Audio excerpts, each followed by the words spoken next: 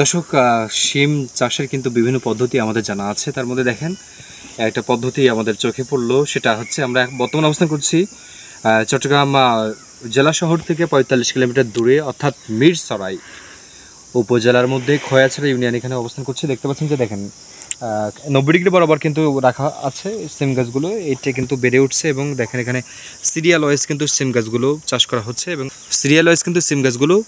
চাষ করা হচ্ছে এবং দেখতে পাচ্ছেন দেখেন ৯০ ডিগ্রি বরাবর এবং ওই পাশটা দেখতে পাচ্ছেন যে পাহাড়ের ওই বরাবর, এটা কিন্তু মানে হিউজ সংখ্যক আর কি, বিশাল সংখ্যক কিন্তু এখানে সিম গাছ চাষ করা হয়েছে এবং এইভাবে চাষ করলে সুবিধার হচ্ছে সিমের যে আপনার চারিপাশ থেকে যে ফুলগুলো থাকে সেগুলো একদম পুরোপুরি বিকশিত হয়ে যায়।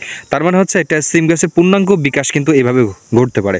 যখন আমরা ওই দেখতে পাচ্ছেন দেখেন ফুল, কিন্তু আমি দেখতে পাচ্ছি একটা ফুল আপনাদের দেখাই, আপনার যদি কোনো ফুল দেখায় দেখেন এই যে ফুলটা হয়েছে, এই ফুলটা এদিক থেকে তো বীজ হবে এবং এই পাশ থেকে যদি কোনো ফুল বেরোয়, দেখেন এই একটা ফুল বের হচ্ছে, তার মানে যদি এখান থেকে বেরোয় তাহলে মানে অর্থাৎ চারিপাশ থেকে কিন্তু খেলি আর যখন আমরা সিম হবে তখন আমরা দেখতে পাবেন যে এই গাছটা সম্পূর্ণ মানে ভরা, সিমে ভরা, অর্থাৎ ফলন সর্বাধিক পরিমাণে হয়। পাহাড়ি ঢালে এই পদ্ধতিতে যদি চাষ করা হয় তাহলে কিন্তু সর্বাধিক পরিমাণে একটা গাছ থেকে কিন্তু প্রায় ৬ থেকে ৭ কেজি সিম হয়ে থাকে। তার মানে এই এতটুকু জায়গার মধ্যে কতটুকুলো সিম হবে বা কত কেজি সিম হবে আপনারা চিন্তা করে দেখেন তাহলে বিষয়টা।